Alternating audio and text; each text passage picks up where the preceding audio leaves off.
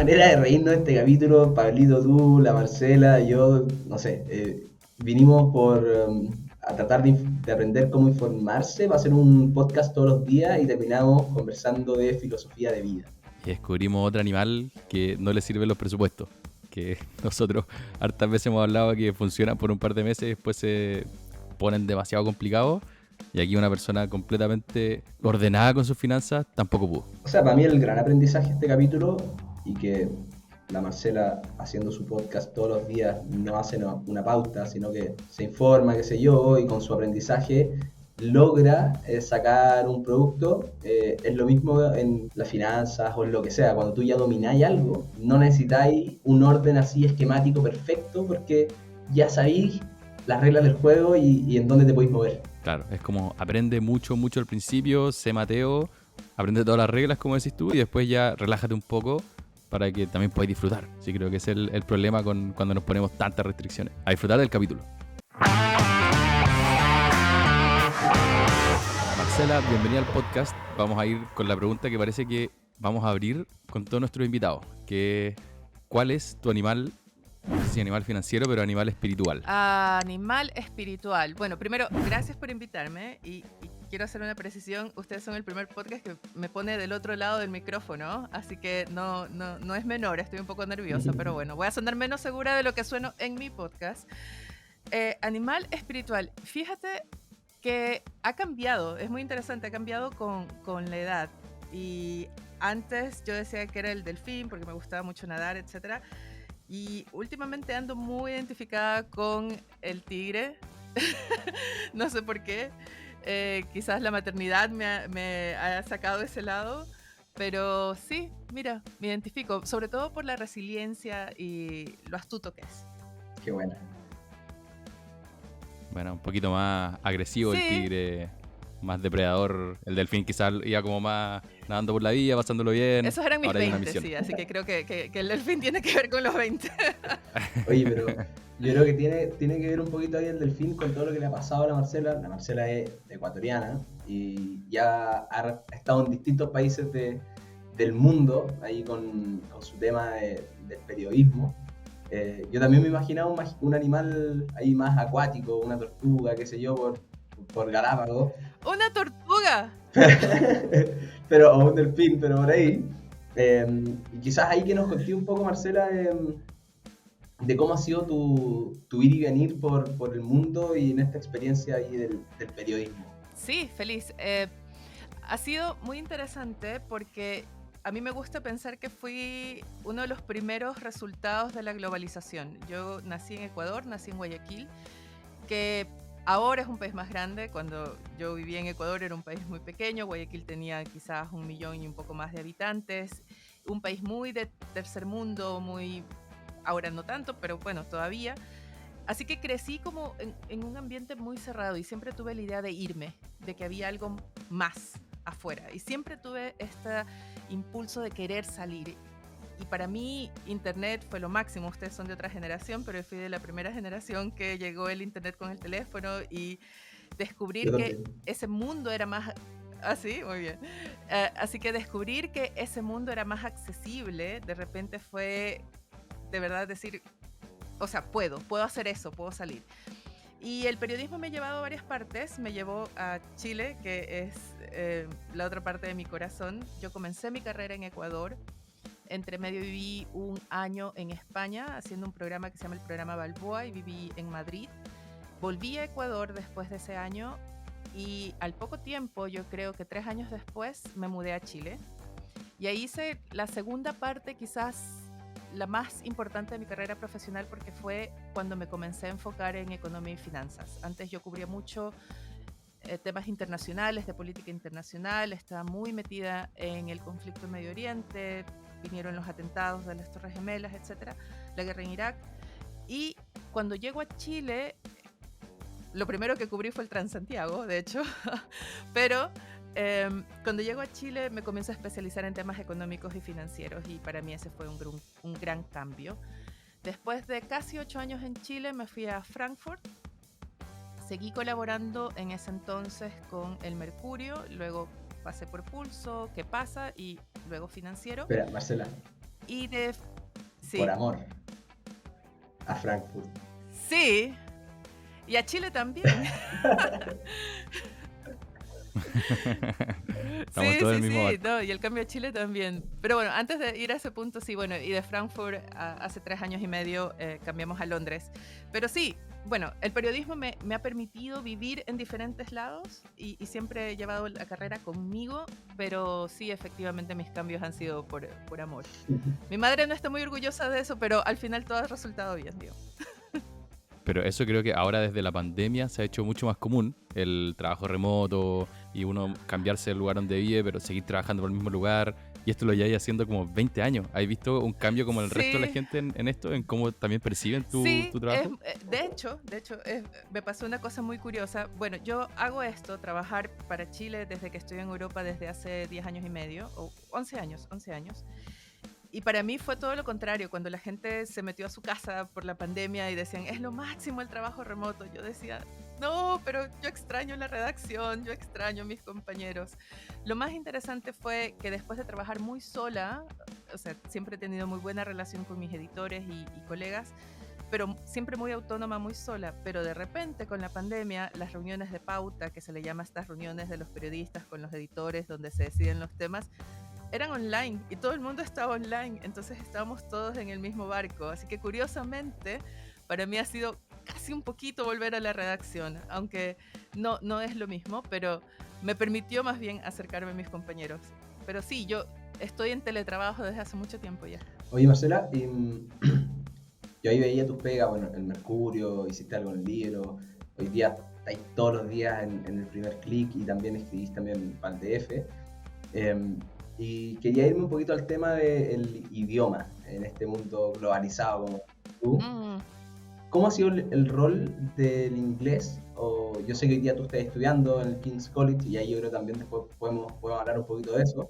¿Cómo ha sido el tema del inglés para ti, para tratar de desarrollarte lo más posible en lo que te gustaría? Ha sido crucial aprender inglés. Y eso le agradezco a mis papás que me impulsaron desde chica, digamos, desde que comencé la secundaria, a tomar más en serio aprender inglés, porque de hecho podría decir que muchas oportunidades que tuve laboralmente se debieron a que era una de las poquísimas, si acaso no la única periodista que hablaba bien inglés en ese momento en la redacción.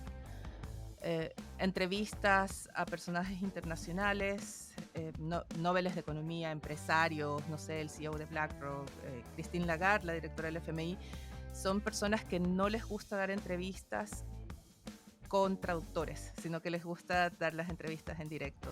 Y había muchas oportunidades a veces en que era, bueno, tú hablas inglés, ¿por qué no vas tú? Conferencias, viajes, de cubrir congresos, etcétera. De hecho, por ejemplo, hubo una oportunidad, y siempre lo recuerdo muy bien, cuando fue el momento más álgido de la crisis financiera, que fue ese fin de año de 2008, comienzo de 2009, el grupo de diarios de América, el GDA, al que pertenecía el Mercurio, yo estaba trabajando en el Mercurio en esa época, y era relativamente nueva. Yo tenía, no sé, yo entré al Mercurio en julio y esto era enero más o menos, o sea, era una periodista más o menos nueva en el equipo del domingo y estaba cubriendo el tema de la crisis. Me escogieron para un curso en Columbia. ¿Era la única periodista cubriendo finanzas? No, pero sí era una de las pocas periodistas de planta a planta, o sea, no colaboradoras, etcétera, pero periodista de planta que podía estudiar en inglés. No solamente leer, pero hablar, escribir en inglés. Y esa fue una gran oportunidad, bueno, primero porque aprendí muchísimo, pero ese tipo de oportunidades, no sé, la conferencia en la que conocí a mi esposo fue también porque era con los Nobeles de economía y era en inglés, en Alemania, y fue como, si no vas tú, no va a ir otra persona, y yo, bueno, vamos. Así que muchas oportunidades se debieron a eso. Yo creo que es fundamental y no puedo entender que todavía tengamos esa brecha tan grande en Latinoamérica respecto a entender la importancia de poner inglés como parte central en los currículums. Creo que decir que fue importante en tu carrera es un understatement en inglés. Sí. Y creo que nos diste varios puntos por dónde seguir, pero mencionaste esta entrevista a Christine Lagarde o a Larry Fink. Y esto fue en el Mercurio, ¿no? Y tuviste que entrevistar a esta gente que está en el pic o sigue estando en el pic del mundo financiero. ¿Cómo fue eso? ¿Cómo te preparaste? ¿Te preparaste un mes? ¿Te sentaste después en una sala? ¿Nos puedes llevar a cómo fue esa entrevista, aunque haya sido hace un par de años? Yo soy bien mateada, o sea, yo preparo muy bien mis entrevistas. Ya, bueno, con los años uno tiene un poquito más de oficio en qué es, por ejemplo, saber no solo el background de la persona, sino tener más claro la dirección hacia la cual uno quiere llevar la entrevista. Pero muchas veces no tienes tanto tiempo para preparar, o sea, no tienes un mes. Eso es un lujo. En periodismo uno no tiene un mes para preparar las cosas. Recuerdo por ejemplo, lo de Larry Fink fue cuestión de días. Él iba a visitar Chile y se dio una oportunidad aceptó dar una entrevista y la entrevista fue a nosotros cuando fue esa visita y fue una cuestión de días. No fue tan difícil prepararla porque yo cubría mercados todos los días, o sea, yo sabía de lo que estaba hablando y sabía más o menos lo que le quería preguntar. Sí me preparé más, o me costó un poco más prepararme en el caso de Christine Lagarde, porque en ese momento yo era directora ejecutiva del Fondo Monetario Internacional y era el momento de la crisis del euro. Y lo difícil Era más delicado el tema. Sí, lo difícil de esa entrevista es que primero era más delicado, entonces ella era más diplomática en lo que quería decir. Y hay que ser sinceros, las entrevistas diplomáticas son una reverenda lata. Así que cuando estás en esa situación es muy difícil buscar la forma en que no sea una lata y que te diga algo importante, algo que no haya salido, algo que se vaya de la norma, pero sobre todo además porque se trataba de un tema internacional, que me diga algo que sea de relevancia para el público. En este caso no solo era de Chile, sino que era una entrevista que sabíamos que se iba a replicar en RIPE, en GDA, perdón, estoy confundiendo asociaciones, pero sabíamos que le iban a tomar otros diarios, así que tenía que ver más con temas que sean de la región o que sean importantes para la región. Y eso era un reto. ¿Y cómo te preparas? Leyendo todo el material, pensando también, poniéndote del lado del lector o de quien te escucha, de la audiencia, qué le interesa, qué le podría preguntar. Nos interesa mucho saber qué leís tú, porque hacer un podcast, nosotros hacemos uno a la semana y ya es un desafío. Entonces uno todos los días, pero antes de irnos para allá, tú has entrevistado a mucha gente y como decir, los que nombráis recién, es gente muy top del mundo, o sea, no, es gente grande. Pero imagino que también has entrevistado gente en español, gente de Chile, quizás gente de Ecuador, gente de distintos lados.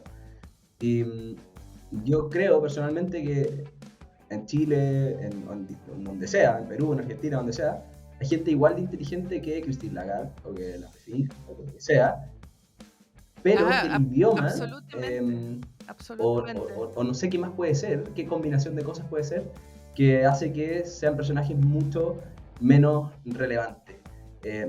¿Por qué creéis que puede pasar eso? ¿Solamente porque están en un países más chicos y no se fueron a Estados Unidos o algún país en Europa? ¿Porque no dominan el inglés perfecto?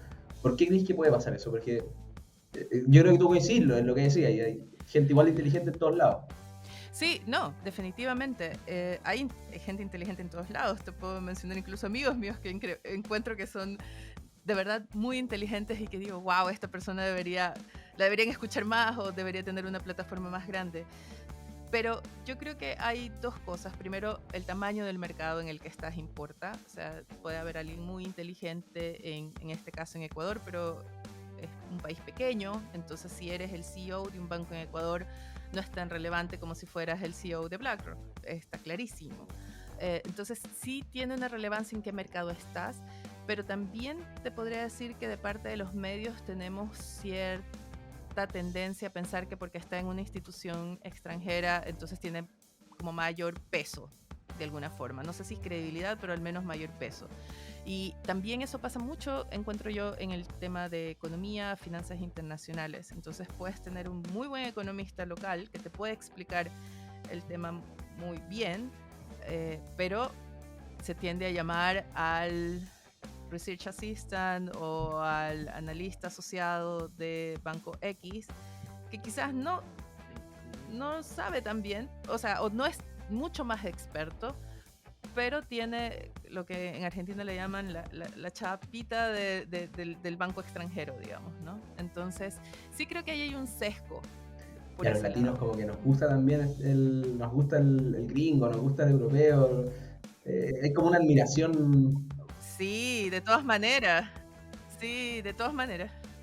Es verdad, y nada, aquí este contenido en español para que vayamos dejando de lado esos prejuicios y esos secos.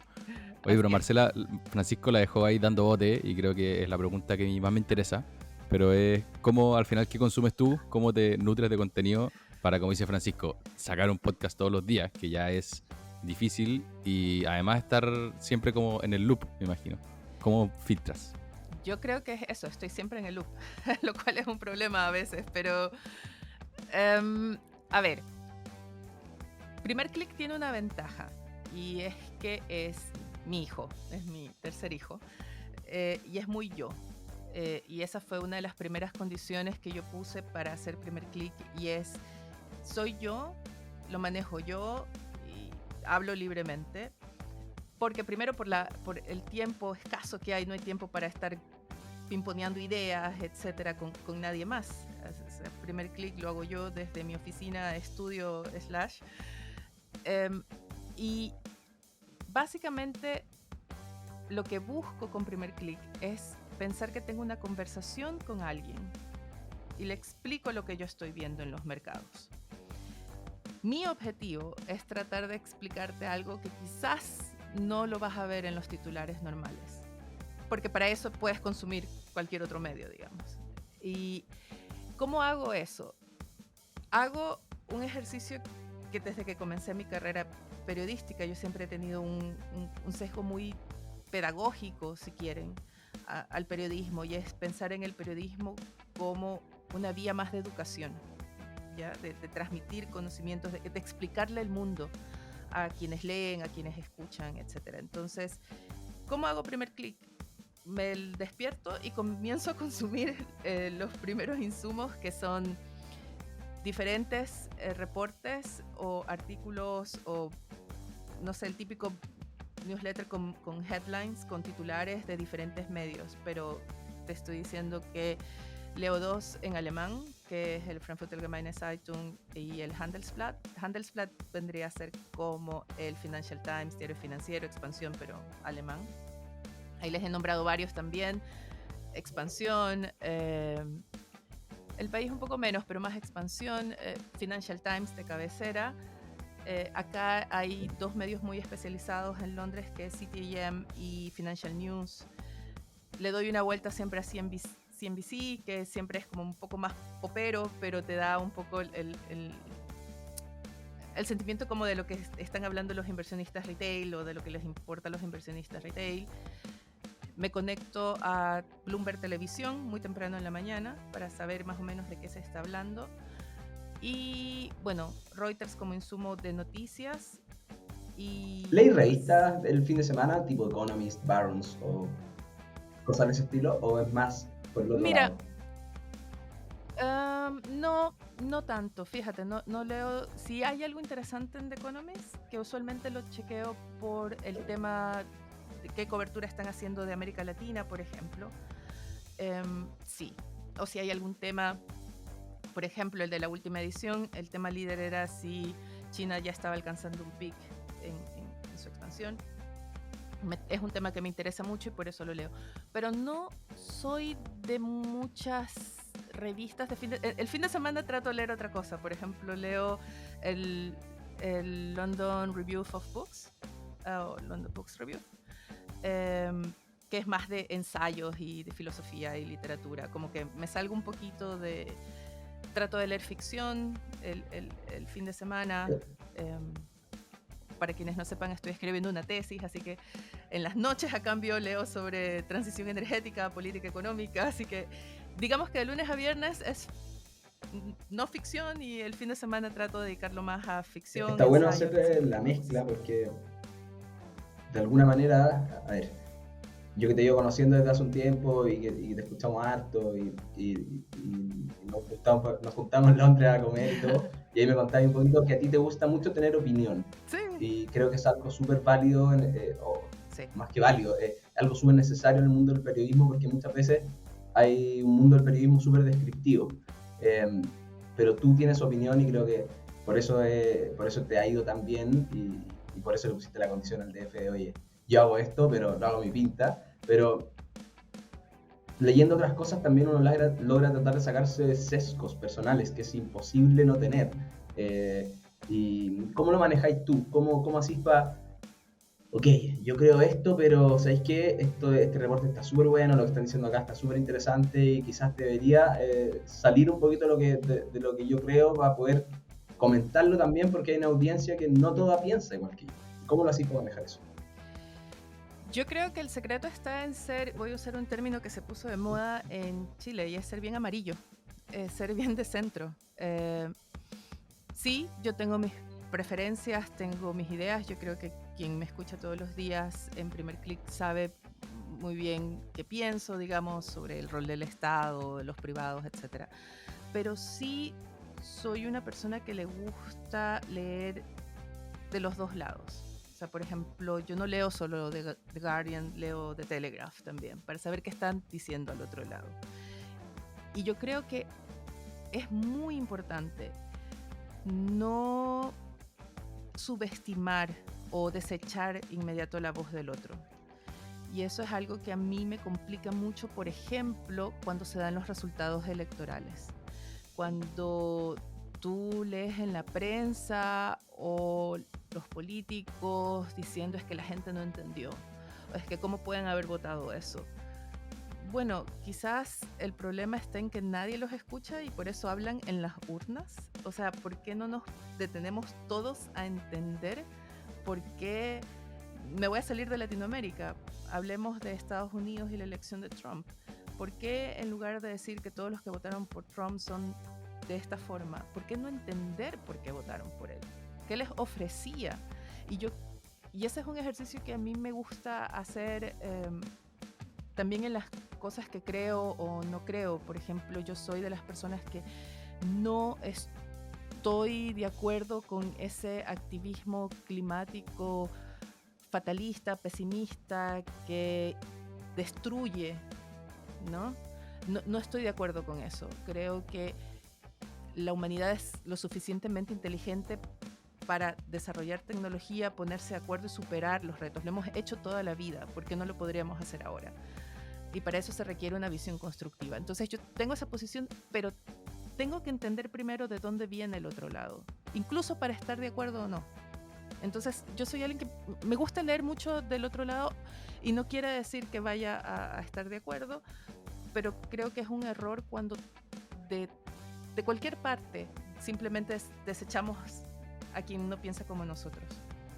Creo que es un temón que al final, tal como tú hoy día te estás informando de todos los diarios en la mañana, estáis viendo Bloomberg News, estáis viendo como todo este abanico y bueno, viendo las noticias de todos lados, creo que es lo más lejano a lo normal que está pasando, que la gente al final toma solamente una persona que le entrega toda su información, empieza a ir solamente por un hilo o un algo, y por eso estamos en niveles de polarización que son nunca antes vistos. Y creo que eso no creo que cambie de la noche a la mañana, y tenemos que tratar de lentamente cambiar esa forma de informarnos, yo creo. Es que es muy difícil. O sea, yo admito que no todo el mundo tiene el tiempo, ni las ganas, ni la inclinación de leer, no sé, 5 o 6 medios. De partir 2 horas informándose. De partir 2 horas informándose todas las mañanas o las tardes.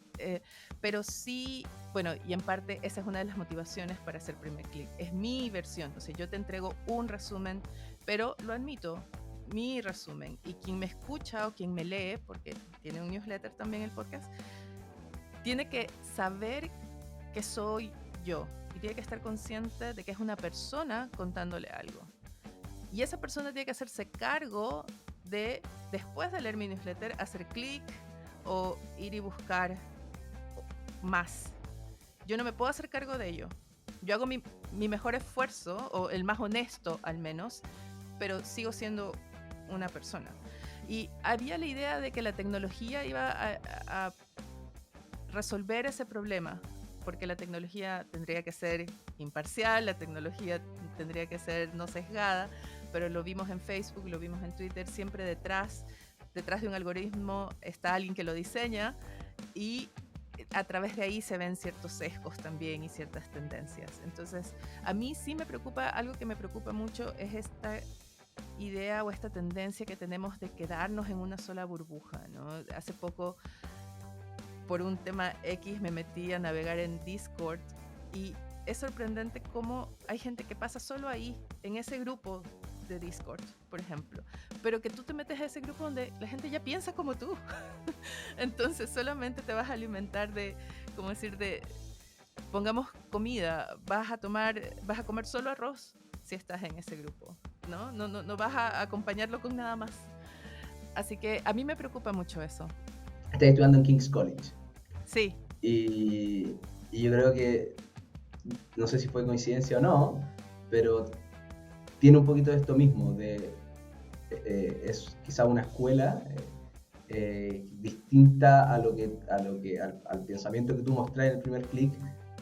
¿Cómo ha sido absolutamente. cómo ha sido ese shock de estar ahí con profesores? No sé si Mazzucato está ahí también. No, ella está en UCL. En UCL, pero creo que es un poquito la misma escuela. Pero para los que no sabemos, expliquen también cuál es esa filosofía. No, pero yo creo que es muy claro. O sea, el mundo académico está dominado por académicos y estudiantes de más tendencia de izquierda progresista. Estoy hablando ya no solamente de una izquierda socialdemócrata, una izquierda como la izquierda tradicional, digamos, de la socialdemocracia. Estoy pensando en el laborismo inglés, ¿no es cierto? Digamos, pongámoslo en términos chilenos, no sé, el PS, ¿ya? Sino que estamos hablando ya de una democracia más Podemos, Frente Amplio, perdón, de una izquierda más Frente Amplio, Podemos, y esa es la izquierda que domina en el área académica. Y lo ves no solamente en la universidad donde yo estudio, lo ves en general, al menos acá en Londres lo ves en general en varias universidades. Es una posición muy de algunos más radicales, otros no tanto, unos directamente anticapitalistas, y he tenido profesores que se declaran marxistas, he tenido profesores que se declaran anticapitalistas, y ahí yo sí encuentro que hay un problema porque como es la tendencia dominante, quienes no piensan como ellos, y entre ellos me incluyo, te quedas como un poco relegado, ¿no? Y me preguntabas cómo navego eso. Yo tomo lo mejor del ambiente en el que estoy. He conocido gente excelente, he conocido profesores increíbles y trato de aprender, de aprender también, de entender los argumentos, como les decía al principio, los argumentos del otro lado, sin que eso implique necesariamente que voy a cambiar mi posición. Yo vengo de un país donde ese tipo de ideas han hecho mucho daño y yo creo que, no sé si es trauma o no, pero no creo que vaya a cambiar muy pronto mi postura en ese sentido. Pero sí hay un tema ideológico en las universidades y es clarísimo. Y es difícil de navegar, ¿sí? Oye, Marcela, y muy cortito, así como en 2 minutos, y es porque lo estás estudiando. ¿Cómo veis tú, porque tú estás estudiando esto, política emergente, política económica de los economía, mercados emergentes? Exactamente. ¿Cómo lo veis? ¿Cuál es tu view de aquí a los próximos 5 años? Pero en breve. ¿Pero de quién? Para que no lo convirtamos en un capítulo de política. ¿Pero de quién? De Latinoamérica. Los próximos 5 años en Latinoamérica. Yo creo que lo podría resumir con oportunidad perdida. Yo creo que en los próximos 5 años vamos a ver nuevos capítulos de incertidumbre, está clarísimo. Tenemos 2 crisis en ciernes, Argentina, Ecuador, Bolivia entre medio. Perú no está resuelto, nos hemos olvidado, pero no está resuelto. Y yo creo que en esos próximos 5 años Latinoamérica podría hacer grandes cosas como proveedor o como actor clave de la transición energética, y creo que no lo va a hacer. Creo que no va a sacar provecho porque las instituciones no funcionan como debería, lamentablemente, porque nos vamos a ver afectados por estas crisis entre varios países que van a afectar también la llegada de inversiones. Lamentablemente, y yo lo veo desde afuera, usualmente Latinoamérica es visto como un bloque, o sea, es Brasil y el resto. Si hay suerte, Brasil, México y el resto. Y es como pasa algo en Bolivia, pasa en todas partes, digamos. Así que es más difícil para los inversionistas diferenciar, no para los bien especializados, obviamente, pero sí para... Así que creo que van a ser 5 años de estancamiento, lamentablemente, de bajísimas tasas de crecimiento, y en el que vamos a desaprovechar la oportunidad de ganar inversiones para desarrollar nuevos proyectos, de ganar inversiones para modernizar nuestras industrias, y 5 años en que lamentablemente, si el capital humano no se prepara, va a sufrir muy fuerte en el largo plazo. O sea, lo que se está viendo en términos, ya no hablemos del inglés, hablemos de la inteligencia artificial. O sea, nos vamos a caer detrás de la ola. Soy muy pesimista, lo siento. No, pero voy a cambiarme un poco de carril, quizá tomándome un poquito del último que dijiste de la inteligencia artificial y estar aprendiendo cosas nuevas. Y te quería volver al mundo del primer click de tu podcast, y ahora yendo a ti como persona que hace un podcast, porque con Francisco hemos aprendido mucho, estamos modulando mejor, creo que estamos aprendiendo a hacer mejores preguntas, que es algo que yo también me he llevado a mi vida personal. Entonces creo que uno aprende muchas cosas que uno no pensaba que iba a aprender. Entonces te quería preguntar, ¿qué has aprendido tú o qué te ha llamado la atención al hacer el podcast, al tener que aparte estar todos los días haciendo algo, que esa disciplina ya es un aprendizaje? ¿Qué has aprendido estos últimos meses y años? Van a ser 5 años, fíjate. En julio cumplimos 5 años. ¿Qué he aprendido? Ok, he aprendido primero que me gusta demasiado. O sea, los días que no lo puedo hacer lo extraño, los días que me tomo vacaciones lo extraño. O sea, yo creo que ese es el primer aprendizaje. Creo que encontré un nicho que realmente me gusta y fue de verdad un descubrimiento. O sea, el primer click nació de una idea de ver que podía aprovechar la diferencia horaria para hacer algo que me interesaba y que creció en convertirse en algo que es realmente, no sé si llamarle mi pasión, pero que realmente me gusta. Ese ha sido un gran aprendizaje, y hacerlo a esta edad ha sido entretenido. Lo segundo es que soy muy mala para leer guiones.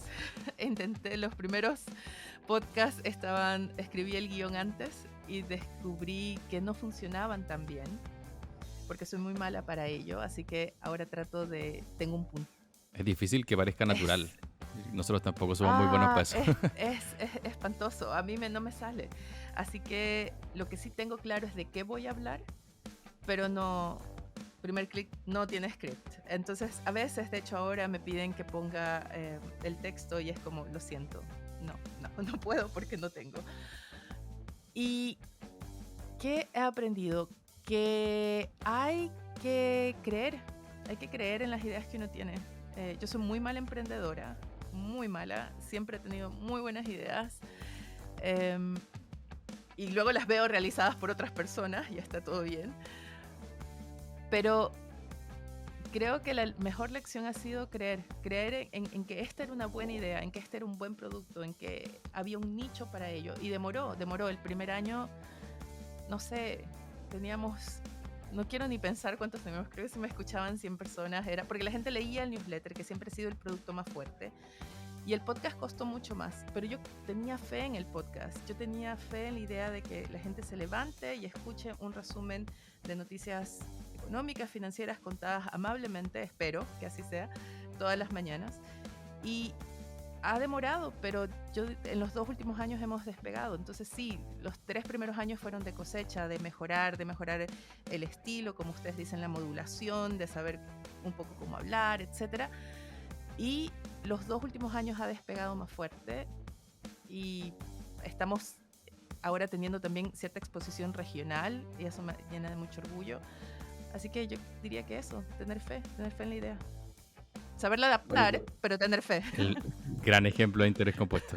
Sí. O sea, te metiste en nuestra vida ya diaria, Marcela, pero ¿cachai? Que mientras lo decía ahí, claro, al final es cómo uno lo evalúa, porque uno podría decir, ok, hoy día estoy teniendo éxito porque hoy día me escucha más gente me invitan a un podcast increíble como Animales Financieros, qué sé yo, pero Totalmente. mientras estaba en ese primer año, en donde quizás te escuchaba menos gente, como los cambios marginales quizás tienen menos impacto y uno los nota menos, se nota menos que estáis mejorando.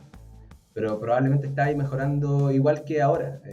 Solamente que hoy día por una cuestión de volumen es como más evidente. Oh, sí, me escucha mucha más gente, tengo muy buena nota en Spotify, pero yo creo que nunca dejaste de mejorar. Y como dice Pablito, el interés compuesto se encarga que esta cuestión al final se vea mucho más grande, ¿cachai? Absolutamente.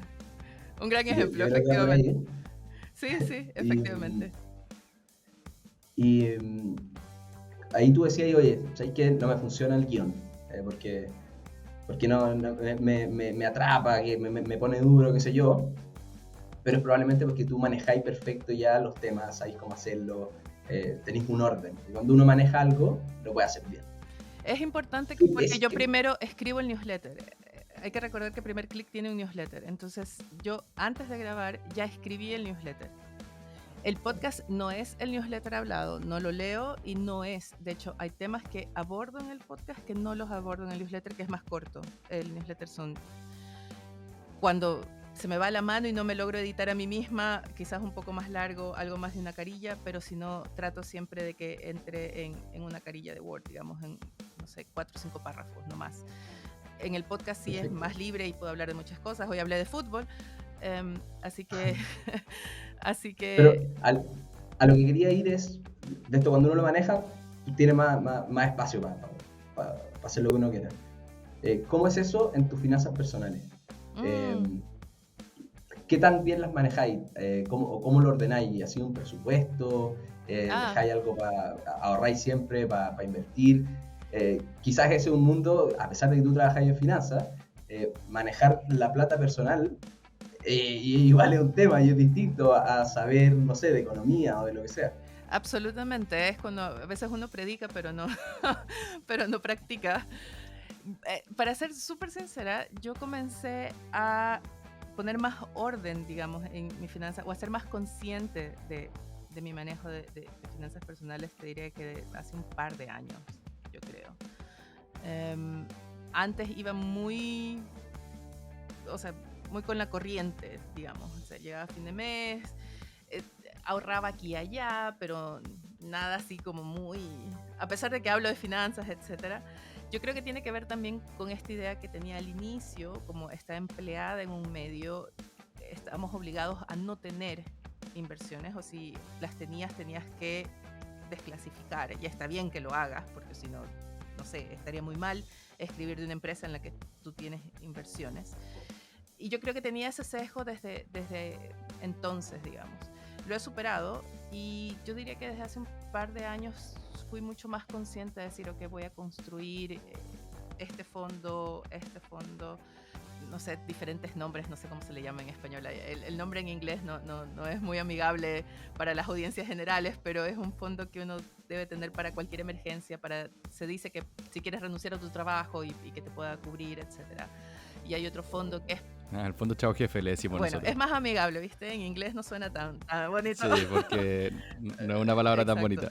Así que, pero el fondo Chao Jefe, lo que sí me di cuenta es que como soy freelance, o sea, yo soy trabajadora independiente desde hace 11 años, me di cuenta que, si bien es cierto, yo he continuado aportando a mi pensión, eso sí que lo he hecho siempre, de mis boletas va a mi pensión, a mi AFP, tengo todavía mi AFP en Chile. Si bien estaba haciendo eso, no estaba construyendo nada más.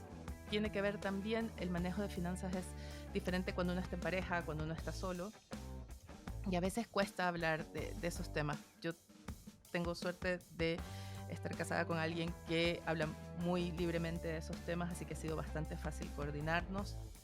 Y te diría que yo no tengo un presupuesto, yo no soy una persona muy...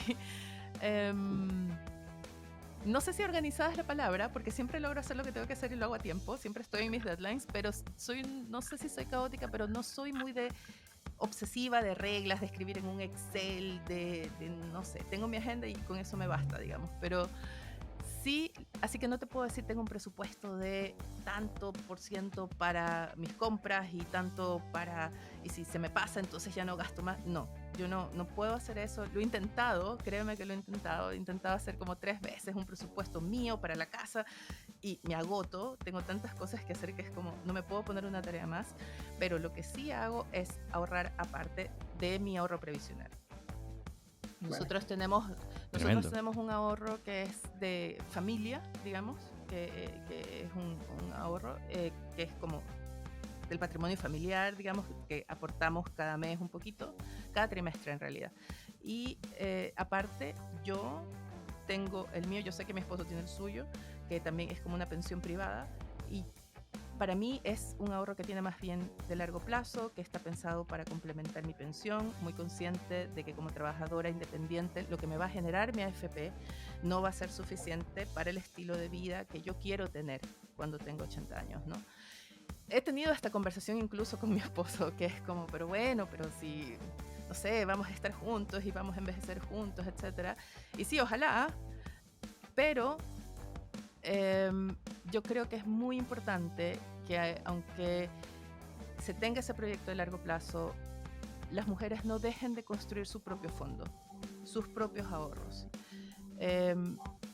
Yo he visto montones de casos de gente que se ha divorciado, ha quedado sin nada, mujeres que se divorcian muy muy tarde en la vida y quedan sin nada acá en Europa, que las tasas de pobreza de las mujeres es el doble que la de los hombres. Por ejemplo, en países como los de Alemania, que todo el mundo dice, el sistema previsional, terminan recibiendo la pensión básica, porque por muchos años no aportaron sus puntos, digamos, y cuando se desaparece la pareja, esa pensión no pasa a ellas, digamos. Entonces, ahí, y eso se repite en muchos países, en Chile con el sistema de FP, en países de sistema de reparto.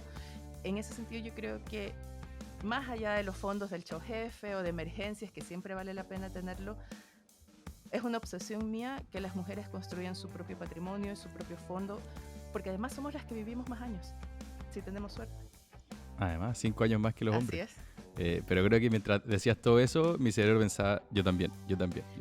Traté de hacer presupuesto, no me funcionó. Y creo que es algo muy animal, muy difícil de hacer.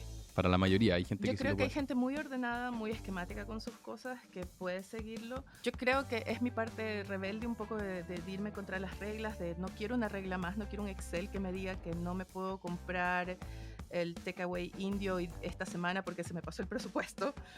No quiero vivir así, pero sí creo, y en ese sentido me funciona a mí. Y hay un dicho que me gusta mucho, que es que lo perfecto es lo enemigo de lo bueno. O sea, no quedarse que porque no puedo hacer este Excel súper cool o no puedo hacerlo con la app que me dice gastaste tanto en esto, entonces como no lo puedo hacer, entonces no lo hago. Soy enemiga de eso, y en toda esta idea del manejo de finanzas personales, para mí lo más básico es el ahorro e inversión. No solamente ahorrar, no solamente que la plata esté ahí acumulada, sino ponerla a trabajar para ti. Y en ese sentido, yo creo que independientemente si haces el Excel, la app, lo que quieras hacer, sí te comprometas contigo mismo cada mes, aunque sea un poquito. Y yo creo que todos podemos dedicar un poquito de nuestros ingresos, un poquito, a construir ese patrimonio, a ponerlo a trabajar. Y si haces eso, yo creo que estás del otro lado. Amén. Oye, yo aquí Amén. voy a ganar unos enemigos, pero yo no le creo a los que dicen que hacen presupuesto. Quizás lo voy a hacer a los 20, a los 25, pero en la medida que tu vida empieza a avanzar y que tenés más preocupaciones, tú querés dedicarle tu Se energía. complejiza demasiado. Sí, tú querés dedicarle tu energía a otras cosas. Y yo no conozco persona más ordenada que mi señora. Pablito, hemos dado el ejemplo, que juntaba las boletas, llegaba a la oficina o a la casa y anotaba las boletas en el Excel. Bueno, lo dejó de hacer, porque en un momento dijo, oye, ok, esto está bien el orden, pero esto es una tontera. Yo ya aprendí a controlarme, aprendí a que tengo que ser ordenado, a que, lo que tú decías, ahorrar, invertir. Entonces, con eso, mientras te mantengáis en un margen, está perfecto. Y yo creo que es un tremendo tema para que podamos seguir avanzando y nos vayamos a las reglas del juego. Con Pablito nos gusta resumir lo que hablamos, en un par de cosas pequeñas. Y yo lo que fui anotando y la primera para mí quizás más, no la más importante, creo que las tres son igual de importantes, es infórmate, pero no solo de lo que te acomoda. Trata de leer de todos lados. O sea, primero informarse es vital y además te va a hacer la vida mucho más fácil. No se te tiene que ocurrir todo, otro ya lo escribió, ya lo hizo, tú después procésalo y ponle un poquito lo tuyo, pero no solo de lo que te acomoda, porque si no vaya a estar sesgadísimo y vaya a dejar de ver el mundo como es. Cree, ten fe, y si tu guata te dice que va a funcionar, hazlo y sigue metiéndole. El interés compuesto va a ser el resto. Y tú lo viste ahí quizá en un periodo más corto de tiempo en lo del podcast, pero en el tema de las finanzas personales, uno de repente puede llevar 5 años, 10 años invirtiendo y no ve esa cuestión, ok, esta cuestión me va a solucionar mi vejez, te faltan años. Ahí el juego es más largo. Y yo creo que ahí hay un punto muy importante, y es que, por favor, pensemos en qué es eso, que es un juego de largo plazo, que es ni siquiera una maratón, es un Ironman, ¿ya? O sea, estamos hablando aquí de una carrera de largo plazo, y por favor no creamos en esas fórmulas mágicas. No hay fórmulas mágicas para adelgazar, no hay fórmulas mágicas para hacerse millonario. No hay. Así que, por favor, no creamos en eso. Esa es la regla de las reglas. La regla de las reglas. Esas son mis reglas que creo que resumen perfecto el capítulo y un poquito de lo que hablamos. Oye, yo sumo una última, solo va a complementar. Lo perfecto es lo enemigo de lo bueno, y hay que ahorrar, invertir y listo. No romperse la cabeza pensando todo el rato en nuestras finanzas. Así es. Muy bien. Con eso nos pasamos a la última parte, ¿ya? Dado que estamos un poco contra el tiempo, pero es la parte más lúdica, más entretenida, que es sorpresa. Que nos hacemos una pregunta con Francisco que no está pauteada, la caja de Pandora. Y esta semana me toca a mí, así que Marcela y Francisco, voy a pensar igual a ver qué se te ocurre. Tú eres una comunicadora, y si yo tengo mucha plata y compré un cartel gigante y lo puse en la mitad de Santiago, Guayaquil, a donde quiera, puedes poner un mensaje, que son máximo 2 frases, o puede ser hasta una palabra. Pero va a haber mucha gente, porque mucha gente pasa por ese lugar, en el Costanera, envolviendo el Costanera. ¿Cuál sería ese mensaje? Atrévete. A lo que sea que vayas a hacer. Atrévete y hazlo. Ya, yo voy a poner uno al lado. Y le voy a poner infórmate. Porque el aprende puede sonar medio raro, pero porque atreverse, si uno no aprende, puede ser un poco riesgoso. Al final hay que tomar decisiones, pero... Tú eres más conservador que yo. A uno se le olvida que claro, que hay que tener ahí un poquito de conocimiento, pero... Muy buena. Sí. Atrévete, me gusta. Ah, sí. Yo también pienso al tiro en la canción. ¡Qué mal! Oye. No me gusta el reggaetón, por favor, que no quede eso en el podcast. No. Oye, yo lo pasé muy bien. Creo que salió un capítulo muy entretenido. A los que no conocieran a Marcela, yo creo que se van a llevar una tremenda sorpresa de lo simpática, de lo inteligente, de lo clara que tiene la idea. Vayan a escucharla al primer clic. Está todos los días ahí con un tremendo resumen de lo que está pasando en el mundo. La Marcela vive en Londres, nos saca 4 o 5 horas de ventaja, por lo tanto uno se despierta, le da clic ahí mientras está, bueno, no en la ducha porque puede ser ocupar mucha agua, pero la transición de la mañana, y uno queda clarito para el día, de dónde debería ser el segundo clic o dónde se debería seguir informándose. Así que, Súper, Marcela, te pasaste, no sé si querías decir algo de cierre. No, muchas gracias por tenerme, ha sido muy entretenido. Mucha suerte con el podcast, ya saben, interés compuesto, sigan adelante. Y a quienes no me conocen, eso, los invito a que me sigan en el primer clic. Lo pueden encontrar en Spotify o en Apple Podcasts y Google Podcasts también. Así que a todos nuestros oyentes, bueno, esperamos que se hayan entretenido, que lo hayan pasado bien, que hayan aprendido. Y ojalá que nos escuchemos la próxima semana. Acuérdense de activar la campanita, mandárselo a todos sus amigos, familiares. Esto está recién empezando. Somos Pablo Riemann y Francisco Verdugo, en la producción, en la edición, perdón, el tremendo Rorris con Nelson en los videitos. Y nos vemos la próxima semana. ¡Animales! ¡Animales!